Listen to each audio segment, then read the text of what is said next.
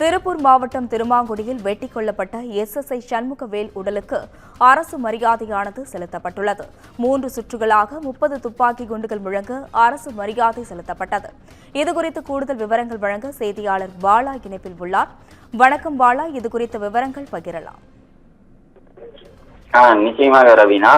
அதாவது நேற்று நள்ளிரவு விசாரணைக்கு சென்ற பொழுது குடிமங்கலம் சிறப்பு காவல் ஆய்வாளர் சண்முகவேல் அவர் வெட்டி கொலை செய்யப்பட்டுள்ளார். இந்த சம்பவம் தொடர்பாக 5 தனிப்படைகள் அமைக்கப்பட்டுள்ளது.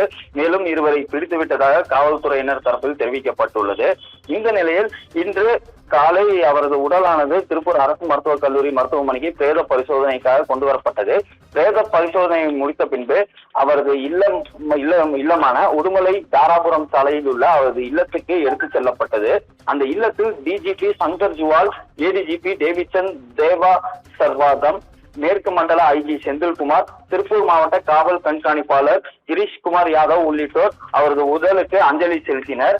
இதைத் தொடர்ந்து அவரது இறுதி ஊர்வலமும் நடைபெற்றது. அதைத் தொடர்ந்து மின்மயானத்தில் அவரது உடல் தகனம் செய்வதற்கு முன்பு 3 சுற்றுகளாக 30 குண்டுகள் முழங்க அரசு மரியாதையுடன் அவரது உடல் தகனம் செய்யப்பட்டது. ரவீனா,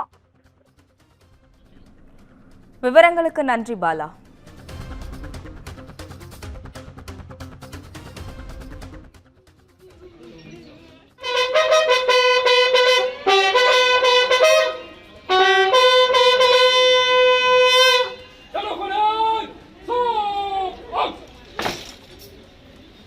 Hello,